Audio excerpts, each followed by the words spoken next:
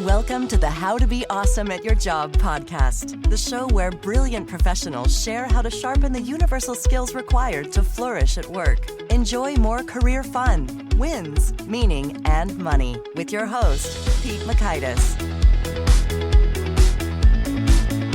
Hello, and thanks for joining us here for episode 559 with David Burkus. David is going to share how you can motivate and inspire by picking a fight, and I hope you're doing well in this global fight against the coronavirus, staying safe and staying well. And if you're not so well, our thoughts and prayers are with you, and keeping mentally sharp and mentally healthy with the challenges associated with quarantine, etc. So keep up the good fight. And David's got some pro tips for helping us with all kinds of fights and finding the inspiration and purpose underneath them. So you'll learn 1, the 3 kinds of fights that inspire. 2, a simple trick to greatly boost motivation and efficiency. And 3, the secret to getting along with coworkers you dislike. So if you want to check out the show notes or the transcript or the links to items we've referenced, click, tap, expand your podcast app player's episode notes or description to view that. And if it's not quite clickable, tappable, because some aren't, bummer, you can just go to awesomeatyourjob.com/ep559 to see those resources in that place. And if you want summary, wisdom, and insight from David and the guests who've gone before him, check out the Gold Nuggets. These provide quick 2 to 3 minute reads for some of the big messages that each of the guests shares in a bite-sized email and access to the vault of every Gold Nugget. That's pretty handy. Now here's David's story. One of the world's leading business thinkers, David Burkus' forward-thinking ideas and best-selling books are changing how companies approach innovation, collaboration, and leadership. As a skilled researcher and inspiring communicator, Burkus' award-winning books have been translated into more than a dozen languages, and his TED Talk has been viewed over 2 million times. A renowned expert, Burkus' writings have appeared in the Wall Street Journal, Harvard Business Review, USA Today, Fast Company, and more. He's been interviewed by NPR, BBC, CNN, and us. Since 2017, Burkus has been ranked as one of the world's top business thought leaders by Thinkers 50. Big thanks to David for sharing his wisdom with us, and big thanks to our sponsors. Check them out. And big thanks to our sponsor, Acorns. Acorns makes it easy to start automatically saving and investing for your future. You don't need a lot of money or expertise to invest with Acorns. In fact, you can get started with just your spare change. Acorns recommends an expert-built portfolio that fits you and your money goals, then automatically invests your money for you. NerdWallet.com, whom I love on these sorts of matters, gives Acorns a whopping 4.7 stars and says, quote, if you want to make the most of your spare change, there's no better place to do that than Acorns. Head to acorns.com/awesome or download the Acorns app to start saving and investing for your future today. And we got a legal disclaimer here. It may not be representative of all clients. Tier 1 compensation provided. Compensation provides an incentive to positively promote Acorns. View important disclosures at acorns.com/awesome. Investing involves risk, including the loss of principal. Please consider your objectives, risk tolerance, and Acorns' fees before investing. Acorns Advisors LLC, Acorns, is an SEC-registered investment advisor. Brokerage services are provided to clients of Acorns by Acorns Securities LLC, member FINRA/SIPC. For more information, visit acorns.com. One sponsor to check out is Harvard Business Review. This brilliant magazine, published at hbr.org, is the leading destination for smart management thinking. Fun fact, HBR has been mentioned in 108 episodes of the show. That's because HBR has great stuff that comes up often. They've got explainer videos, podcasts, real-world case studies, and much more. I think of HBR each night that I put on my special orange glasses. Their article, Will Blue Light Glasses Improve Your Sleep?, revealed that those who wore them reported better sleep and a 7% improvement in work performance as compared to those who wore the sham glasses. So I cite HBR anytime anyone tells me that I look silly wearing them. Now, much of HBR's content is available for free when you sign up at their site. Subscriptions that get you unlimited content cost $10 a month. If you visit hbr.org/subscriptions and enter the promo code AWESOME, you can save 10% off of that subscription. Again, to save 10% off of your HBR subscription, go to www.hbr.org/subscriptions and enter the promo code AWESOME. Now, here's David. David, thanks for joining us here on the How to Be Awesome at Your Job podcast. Oh, thanks so much for having me. Great title for a show, by the way. I just have to say that. Oh, thank you. Yes. Well, I like it clear. So that's what you're getting here. I understand one thing that you're awesome at is Brazilian Jiu-Jitsu, and you got a black belt. What's the story here? Yeah. So I have been doing jiu-jitsu since probably 2016. I mean, like a lot of people, I have that exact same story of college student, etc., go to Blockbuster when it's still around and rent one of those old UFC DVDs and watch this guy named Royce Gracie destroy everybody. And suddenly you're going, what is this weird art from Brazil that everyone's talking about? So you go to the first class and get just like beaten to a pulp, but you go, that was so much fun. And if you keep doing it for 13 years, eventually they hand you a black belt and you get to be not terrible, which is about what I would rate myself now. Black belt equals not terrible. Yeah. I mean, because there's some people that, like, one of our coaches has been doing it for, let's see, he's 50, he's probably 40 years. And he's still pretty fit. So you'd think that you could beat up an old man, but you really can't. Well, now, David, do you have any pro tips? If, let's say, someone's at a grocery store and they're buying the last roll of toilet paper or hand sanitizer, and someone attacks you, what do you advise?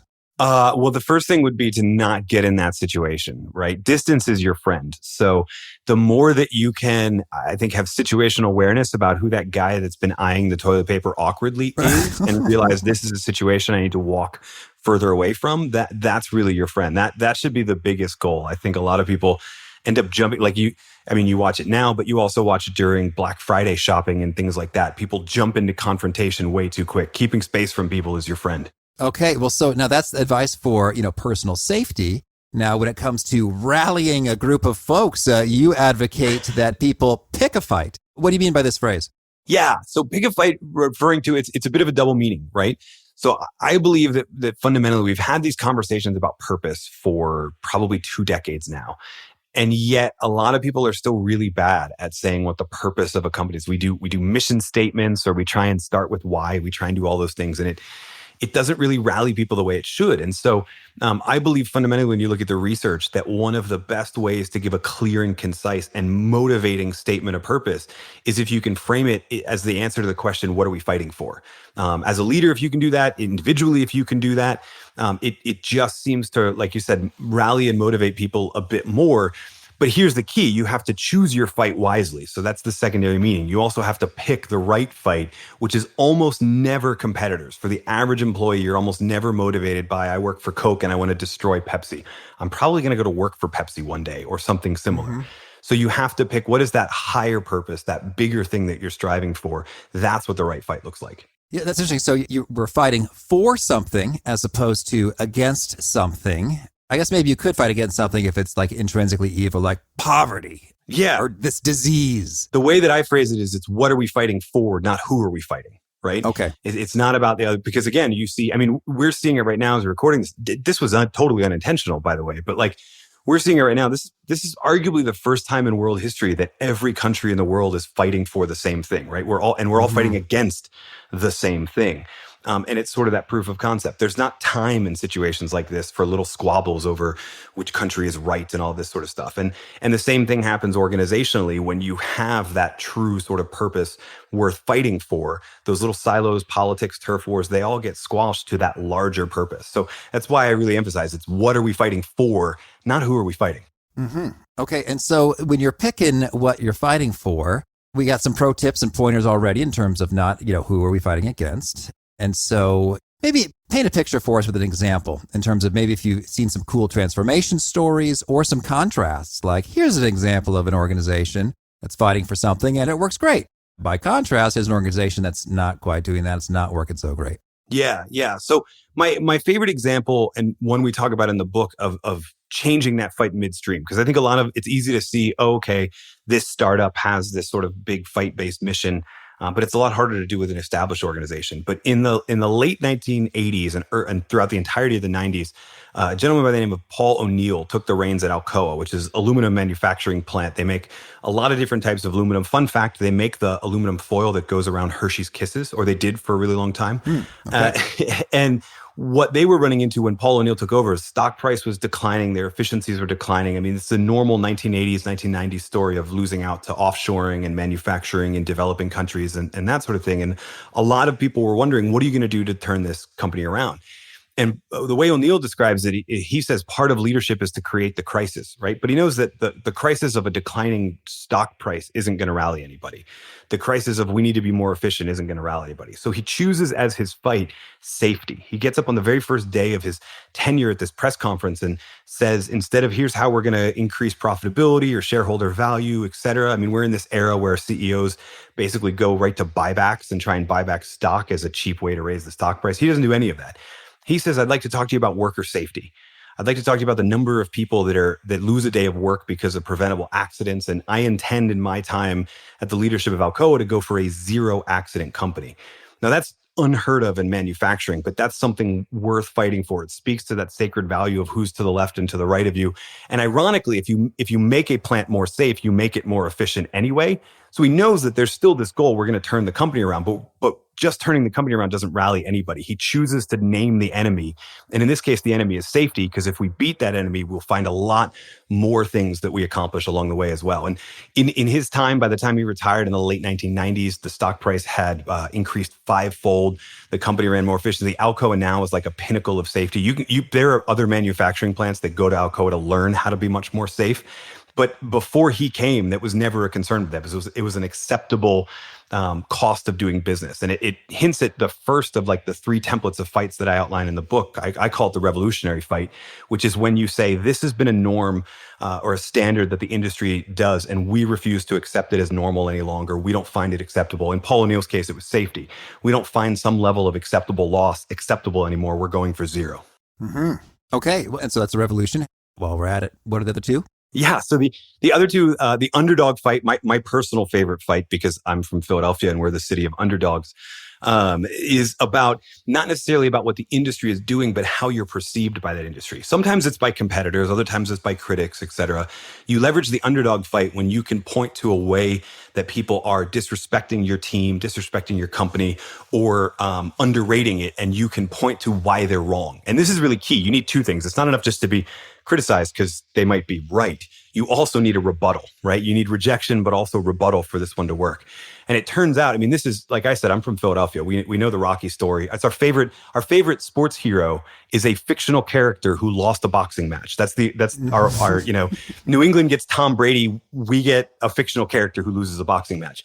But it turns out more modern research has shown that really does that desire to prove the critics wrong, even in a business context, with the way people frame their careers, the way people frame whether or not going into negotiations, like salary negotiations, et cetera. The more that you can frame that narrative that this is about proving the haters wrong, the more you can actually inspire and motivate somebody. So that's the underdog fight. And the ally fight is, I think, one that a lot of organizations look at, because if they're really a customer-centric organization, this is an easy one for them, because the ally fight it's not about our fight at all. It's not about what we're fighting for, but we can point to a customer or some other stakeholder who is engaged in a fight every day, and we exist to help them. We exist to provide them what they need to win that fight. Mm-hmm. Well, yeah. So picking up what you're putting down here in terms of these are kind of visceral, emotional, maybe even primal human things here in terms of like, no more, for the revolution, or we're going to prove them wrong, like the Rocky story, or we are going to, help someone who is in need of our help. And you sort of tap into that heroic action there. So yeah, I'm digging this. So then can you give us some examples? So we got Alcoa in terms of, hey, efficiency in plants and let's, lower costs and stuff doesn't do it as the way safety does. Can you lay out a few more to make it all click into place? Yeah, a few more from the revolution or from the underdog or the ally. I'll take them all. So my favorite revolution story, and this isn't actually in the book, so this is new for you, is I have this around my phone and you can see it, but everyone else is just going to have to Google it. There's a company based out of Vancouver called Pila Case. They make cell phone cases. The difference between them and every other cell phone case is theirs don't sit in a landfill for 10,000 years when you get a new phone. If you throw it in a compost pile, it will decompose within 10 years. It's totally biodegradable. If you compost it, right? So their revolution is there's this whole consumer goods company that finds using petrochemicals and creating plastics totally acceptable because we need a lower cost or whatever, right? It's an acceptable norm that they're using this thing that's destroying the environment.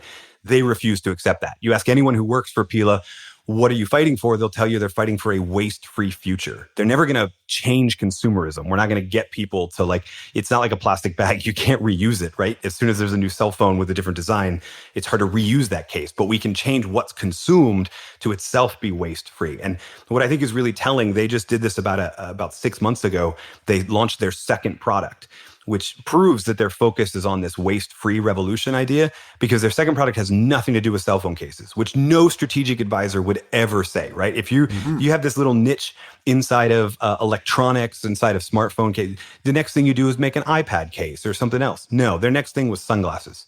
because that's the next thing that's consumable that they could tackle, right?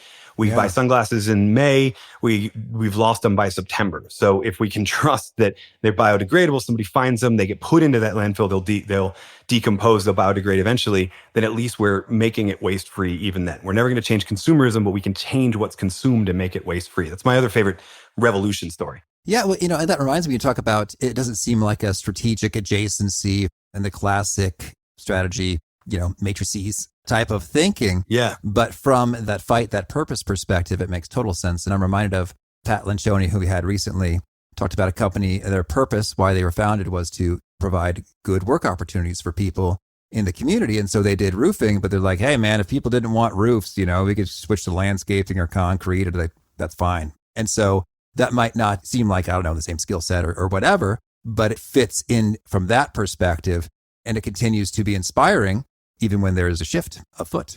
So that's pretty handy. Well, so then how do we, let's say, I'm thinking if we zoom into maybe an individual contributor or someone who has a small team, how would you recommend, I'm going to throw you into the fire here. Let's just say, hey, we're a marketing team. And, what we try to do is get a lot of impressions and conversions and brand awareness and our story out there. And so these are the kinds of the things that we measure. And so maybe that's a little bit flat, from a fight perspective. Yeah. How might we go about tapping into the power of the fight?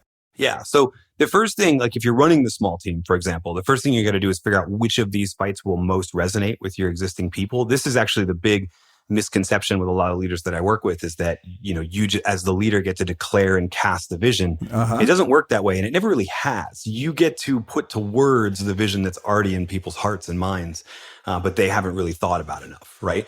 And so there's that idea. What's going to resonate the most with you? If you're an individual, again, I think it's thinking about each of these in turn and figuring out which of these narratives. I know I joke that I'm from Philly, but the truth is, like, the way that I'm wired, that underdog fight is actually what inspires me, motivates me to get to work, et cetera. And then you got to choose what stories you need to be exposing yourself to keep that up, right? So let's say you choose the ally fight, for example. You're that marketing team. You find out that the ally fight, meaning it's not, we're measuring progress with impressions, but what the larger company does can be framed inside that ally fight. Then you have to figure out, how can I make sure that I'm seeing evidence of that finished product? This is, I think, the big problem in a lot of motivational research inside of organizations, is that very few people inside the organization actually get to experience what in psychology we call task significance. They actually get to see the end product of their labor and get to see how it helps people.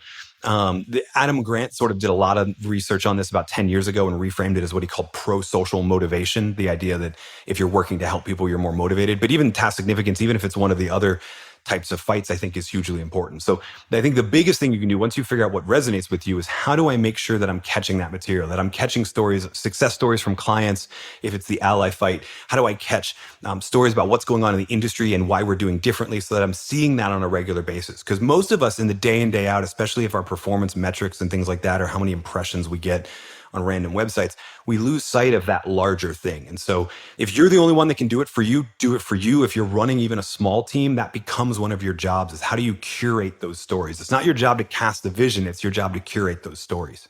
Yeah, that's good. That's good. Well, that reminds me of right now is, hey, we're speaking on a podcast and all I really see is you. And then I see impressions, downloads, etc. in my platform. And so we had a 10 million downloads celebration in Chicago. It was just informal and for some folks over for dinner. And then I'll just give a shout out here. We had a couple from Alabama, and Andrew told me that they started listening to the show on the way back from a funeral. And they were listening to a kind of a heavy audiobook like Tom Clancy, I think terrorists and stuff. It's like, you know what, let's just mix this up and change it to something. And then he heard the show and it was really upbeat and it was useful and inspiring, and it keeps coming back. And so I thought that was super awesome that one, they valued it enough to drive from Alabama to Chicago just to have dinner. So that was super cool. And to remember that these numbers in this, we talked about impressions, translate into human beings who are having an experience that is empowering and worthwhile. And boy, that could resonate hugely if it's in sort of medical care. But even in smaller matters, in terms of, boy, I'm just looking around my desk a candle that makes for a nice, intimate, positive experience for someone who's having dinner or praying or just setting a mood that's more pleasant for everyone there. And if you're marketing candles, I think that does connect and resonate a whole lot more than, hey, 12,400 people saw our Facebook ad about our candles. Yeah, no, I totally agree. You know, a lot of organizations too will, rather than even clicks and impressions, will just label growth, right? This is how we're growing. And therefore but growth isn't a sense of purpose, right? That's like saying, hey, we're driving 65 miles an hour and now we're driving 70. We should all be excited. Where's the car going, right? Tell me more about that. And I think that's incumbent on, if you're in any leadership role, even if it's a small team, but it's also incumbent upon us. One of the practices I've had, it's easy, admittedly, it's easier to do when you're an author, but one of the practices I've had is to develop what I used to call the win folder. I don't know what it's currently called. I should look on my desktop, but it's basically when people really do send you those thank you emails, I drag them into a folder so that when I need them, I can pull them back, right? We get those for any of our work. Even if our work is the impressions and somebody else elsewhere in the company said, hey, thank you so much for this. I know this project was rough and look at this success. When they give you that sort of thank you email or that success email, find a way to keep that, because that's going to be the easiest way to give yourself that reminder, is to keep looking back on those sort of things. Because those are, we like to think that an organization's customers are just the people that spend money with them, but your customers are everyone in the organization who benefits from the work that you do. So finding ways to capture stories from all of them is hugely important. Mm-hmm, absolutely, yes. Well, why don't you go ahead and tell us about a win that keeps you inspired? Yeah, so I was a full-time business school professor for 7 years, and this started as a non-digital, right? We taught business, and I taught a couple of the sales classes. We taught about thank you notes, and people actually listened to me and started sending them. So I had a little box that was full of those thank you notes. Now it's been electronic. Probably my favorite one in the last 6 months or so, and this is why it comes to the top of my mind, is my prior book was called Friend of a Friend, which is a book about how networks and inside organizations, but also like if you're looking for a job or you're in sales and trying to find more clients, networking works as well. And I got an email from a woman who was totally dissatisfied with her job in PR and moved to New York thinking I was a PR major. This is where I'm supposed to go to get into film and television and news and media and all that sort of stuff.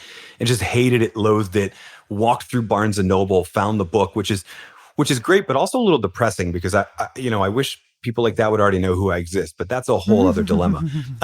Found the book, read it, and sort of started to develop a plan of action for moving into that world of fashion. And now that's the world that she's in. I have no idea why fashion appealed to her, but it is, if you're already in New York, it's not a bad place to transition from media over to, because it's also based there. And literally it was 2 emails, right? She sent one, I sent one, and then I think she sent one back. And I have those 2 emails in my computer about her job transition over time. And I look at it, especially when I look at the sales numbers for Friend of a Friend, and we have an off week, I go back and I pull emails like that. That's powerful. Thank you. Okay, so then by contrast, you say that, it's not so effective for the leaders to, go off site and go figure it out and cast a vision or a mission statement. You say that they're often terrible. What's the story here? Yeah, I think they all start well-meaning, right? The process that we use to develop a lot of them is really flawed, right? So we go off in the offsite. Usually we start with sort of a draft, or we start with what we do, right? Which is just not necessarily why we do it, but just what we do. Like your example of the roofing company, right? It's not really why we do it. It just happens to be, this is the business that worked best for the people we have. But we start with that description of what we do. And then everybody turns into like college English professors or parliamentarians and starts debating the specific wording, where this comma goes. The first thing we need to do, because we care about everybody, is we need to make sure that everybody gets represented. And so we talk about shareholders and customers and stakeholders and the community and a ton of different people. And then it's not enough to say what we do. We also have to say how we do it. So we throw in buzzwords like synergy and excellence and innovation and all of that sort of stuff. And the end result is a phrase that ends up, it's way longer than the answer to the question, what are we fighting for? Part of the reason for the question is just cut through the crap of a mission statement and tell me what you're fighting for.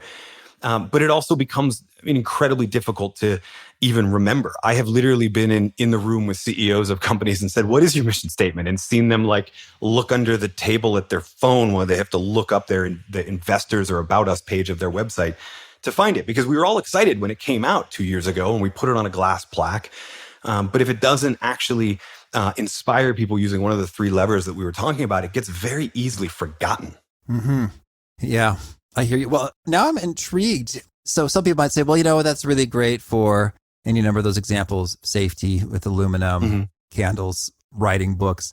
Have you seen some folks do a bit of a connection to a fight in maybe an industry or a set of activities that would seem like the opposite of inspiring? Like, it's really hard to find a purpose here, but by golly, these guys did it and it worked for them. Yeah, I mean, there's a couple different there. I mean, one of the big things we're seeing is, like you said, that after I wrote the book, became aware of a company in Cincinnati called Janco that is very similar. They're a janitorial company, but their whole thing is to help people get settled, usually folks that are trying to climb the socioeconomic ladder or immigrants, et cetera, trying to find and get them settled and move on. So there's that idea that what we actually do isn't necessarily all that important. So there's that idea. But then there's other things that people do, or sometimes it's supplied to you from the business model that make what you do not necessarily all that important. Now, if I'm getting at something that might be behind your question, I don't know that I've ever seen anybody properly leverage their fight and say, we're going to do evil, right? But we're going to call it the revolution because the rest of the industry does good. But like, this actually is an example that's coming into my head, but it reminds me of, we were just talking about mission statements. Sometimes if you've got a good fight that you've adopted, the mission statement isn't actually all that important.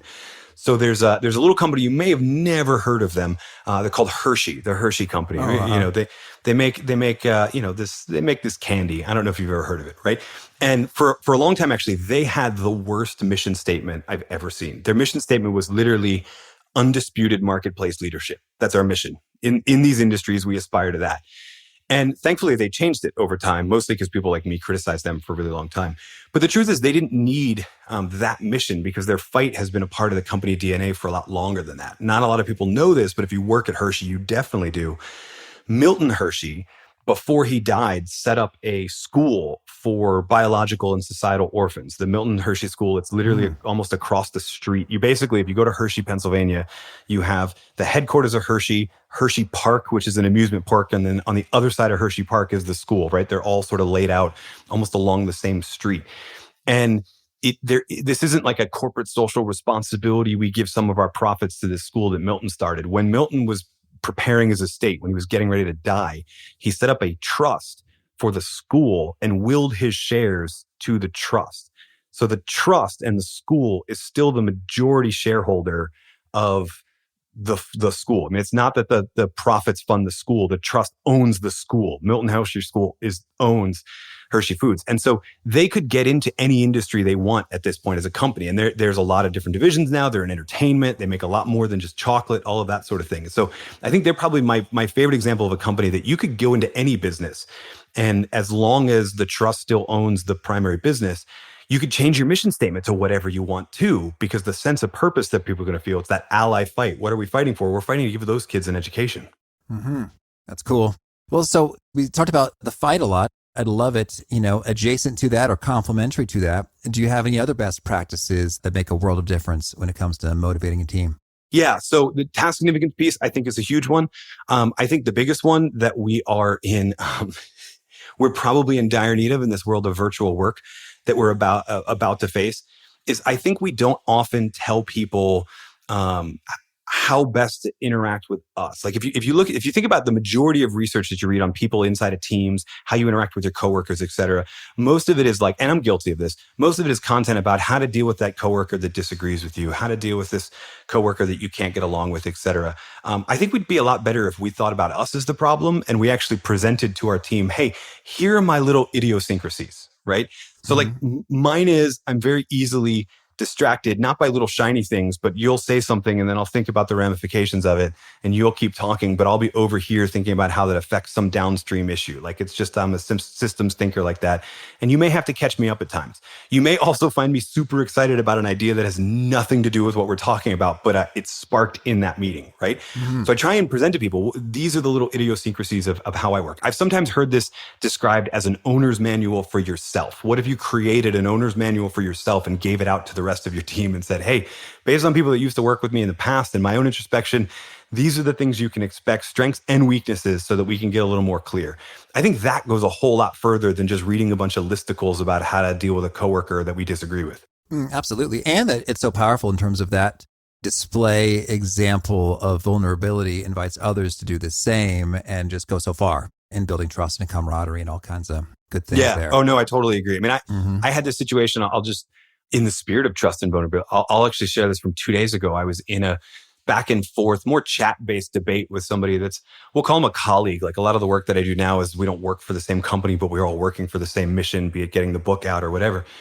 And we're arguing back and forth. And I said, we were saying something and he said, sorry, this was harsh, whatever. And I said, no, I wasn't offended. And then I immediately answered back and went, no, actually, that's a lie. I was, but then I reminded myself of this, right? Mm-hmm. And I forget what this was, but it was basically like, no, in that moment, I really was angry at you for like 45 seconds, but I got over it and here's why. And I don't think he had ever had somebody actually say, yeah, you made me angry and I got over it because I care more about this project, right? So those little, I think, displays of vulnerability, I think are hugely important. I do want to caution here around vulnerability and authenticity that it's also not an excuse to be a jerk, right? Oh, yeah. If you're like this owner's manual is not, here's all the things you can expect about how I tell it like it is. Sometimes I'm going to scream at you. Right. Yeah, no, exactly. It's kind of me. Throw things and walk off. No, that's not what we're talking about. But we are talking about, hey, here are the things I know about what it's like to work with me. And some ways that I found are easiest. Here are my flaws so that we can work around them. And hopefully that inspires a conversation. And, that works a whole lot better than like, let's all do a book club or let's all take a personality test and talk about our differences. I don't know that those go all that far, but that vulnerability and open sharing definitely does. Yeah, well, and I think the tools, whether it's Myers-Briggs or StrengthsFinder or any number of things out there can be a fantastic starting point in terms of like, yes, this is highly resonant for me. And so I will share it. And it was interesting when you mentioned that person had never had anybody admit that they were upset or offended. I think that's a whole other ballgame. But there have been some times where people have said, that they did this thing and they said they're sorry. And I really was kind of ticked off. And I said, oh, I forgive you. It's like people are used to hearing that. And they're like, actually, that feels more intense. Right. No, you're supposed to respond with no worries or, oh, it's no problem or whatever. Like, no, it really was a problem, but I forgive you because I care about you. Yeah. And it's the same deal with like, I learned this from like my kids and like parenting books, right? Which is ironically more relevant. Most of them are more relevant to the workplace than they are to parenting. But one of the other things around emotions is like, it's always okay to say your emotion. It's never okay to blame somebody else. Like, so what we work on with our kids, you can never say, Mom, you're making me mad. You can say, I'm mad. You can say you're mad at me as much as you want, but you got to take responsibility for your emotion. And then when you say you're mad, I'll help you. That might be because I have to apologize, or that might be, I need to help you calm down, whatever. It's totally cool to label your emotions. But I think we're in this game where we only got half of that in the corporate world, where we were talking about you're not supposed to use you statements, use I statements. We ended up just saying nothing instead. And we just kind of mask those emotions. So people say, I'm sorry. And we say, no worries. And that's a lie on both counts because they're not sorry and we're still angry. Yeah, it's true. Well, hey, man, labeling emotions. We're working that with our 2-year-old who's been doing a lot of screaming. Maybe you heard some. And so we got these emotion flashcards, which are really helpful in terms of the different happy, disappointed, sad, angry. And that's been going far. We also say, Johnny, could you please stop screaming? And then when he does, we clap, and he likes being applauded. So, I like that. Mine are not too, but I might still steal them. For my coworkers, I mean, not for my. Please stop screaming. All right. Well, tell me, anything else you want to make sure to mention before we shift gears and hear about some of your favorite things? No, I mean, I think, to bring it all together, I think emotions, again, are a powerful thing in the workplace, and we're just sort of realizing that. And that's one of the reasons I think this purpose thing, like you said, it's almost primal, this idea of a fight, because it taps into that emotional level. Purpose is great, but if it's just logically apparent, we see how A, B equals C, and C is a good thing in the world. That's not as motivating as let's tap into that actual emotion of here's an injustice I need to fix, or here's a critic I need to prove wrong, et cetera. So ironically, we've hit it from both angles, that power of sort of emotions at work used properly. Mm-hmm. All right. Well, now could you share with us a favorite quote, something you find inspiring? Yeah, one of my favorite quotes. I mean, I was trained as an organizational psychologist, even though I always wanted to be a writer. And one of my favorite quotes from that world is W. Edwards Deming. In God we trust, all others bring data. Mm-hmm. And how about a favorite study or experiment or bit of research? So I talked about it a bit, the pro-social motivation piece around, and some of Adam Grant's studies. And we've you probably heard these because, I know you and you're smart, around the doctors and hand washing, very timely study for right now.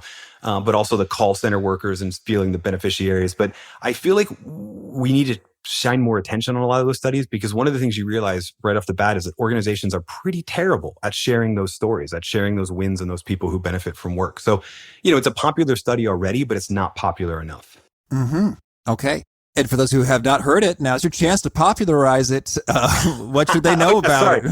Sorry, we all get nerdy here. I apologize. I shouldn't assume. So Grant, while he was a PhD researcher at the University of Michigan, the first study of this was a call center study looking at, especially if you were going to a state school. Like I went to grad school at OU, and the very first thing I got was, in terms of any communication from the University of Oklahoma, was a call from a student trying to raise money for scholarships, right? Mm-hmm. Every large school has these call centers where we're just calling alumni asking for money all the time. And I appreciate them, right? Because they're trying, they're working. These are kids who are trying to pay their own way through school. Talking to them is a bit like talking to the cat in the hat or the green eggs and ham guy, right? I forget it, Sam. It's a bit like talking to Sam I Am, because it's like, no, I don't want to donate $1,000. No, I don't want to donate in a box. No, I don't want to donate $20 with a fox. Like I don't. So Grant looked at this. I mean, it's an incredibly sort of draining job. And Grant looked at it and thought, how can we increase that task significance piece, leverage that pro-social motivation is the term that he would use. And so he designed this study where basically everybody in the call center got put into 3 groups. One group got an extra 10-minute break one day. Another group during that 10-minute break got to read letters from students saying how much they appreciated the scholarship that they earned because of these call center efforts. And a third group got to meet an actual student. So they went to the break room for the normal break, and there is a student who describes how the scholarship helped him, how he wouldn't be able to afford to go to University of Michigan without it, et cetera. Interestingly enough, there's no effect in group 1 or 2. Obviously, there's no group in group 1 because they just got an extra break. Mm-hmm. But group 3 made more phone calls afterwards for a number of weeks, raised more money per phone call. None of these groups received any training on how to be a better salesperson or anything like that. It was just the sheer motivation to, I can put a face and a person to who I'm helping, right? I know what I'm fighting for at this point. I know it just feels like I'm on phone call, but I'm fighting to help keep those kids who would otherwise not have it stay educated. Had a dramatic effect on their motivation with no other interventions, right? Mm-hmm. So Grant wrote all this up in a series of follow-up studies too, and kind of labeled this term pro-social motivation, which I think personally, like I said, I think it needs to be more popular. We talk about extrinsic motivation at all times. We talk about extrinsic. I think we're going to start talking about pro-social motivation like it's a third lever of that level of motivation, right? That it goes alongside these other two. All right, thanks. And how about a favorite book? One of my favorite books is by an intellectual hero of mine named Roger Martin. It's called The Opposable Mind. And it's about how, especially in business, but even in life, his thing was when we look at a lot of different mental models of how a business should operate, for example, it's low cost or differentiation, or we look at how you interact with customers, either speed of service or quality of service. A lot of times those models that seem opposed are not actually opposed. And it's the leader or even the individual contributor that can find a way to integrate those two models and leverage the strengths of both. That's why it's called the opposable mind, that can really thrive and create something new. Mm-hmm. And how about a favorite tool, something you use to be awesome at your job? My probably absolute, this is going to sound super, super lo-fi. My absolute favorite tool is Facebook Messenger. I don't know why. I feel like there's a lot of stuff you can do in iMessages or Slack, but there's like a little bit more you can do inside of Facebook Messenger. But then there's not all the other disruptions. And what I like about it is I probably could figure out how to do this better on my computer. But what I like about it is I can get at it from just about anywhere. I'm on my tablet. It's auto installed there. I'm on my phone. It's there. I'm on my desktop. It's sort of a click away, right? So I never could get messages to work the way it should. So I know that seems weird, but that's probably how I interact with more colleagues and that sort of stuff. It's the only, I don't use Facebook for anything else. I literally only have Messenger on my phone. Okay. And how about a favorite habit? Something you do that helps you be awesome. So we talked about our kids already. So I'll tell you this one, and yours is at the age where you could start this. My wife brought this into our daily kind of shutdown routine. So apparently when she was growing up, it was a common question they asked her on the dinner table. Our life is such that we have more family breakfasts than we have family dinners. So we didn't even ask it there. But before we go to bed, we asked both of our kids, what was the favorite part of your day? And when the oldest was about 3, maybe 3.5, he started asking it back to us and wouldn't let us put him to bed until we gave him an answer too. And so that little kind of, now we'd call it a gratitude practice and all of this sort of fluffed up stuff. But I really just like that question. What was the favorite part of your day? Let's spend 30 seconds and go, what was the favorite part of today? What went the absolute best today? And so we still do it. They're 8 and 6, but we still do it almost every night. That we probably don't remember every night, but we still do it pretty much every night. And what's a particular nugget you share that you're known for?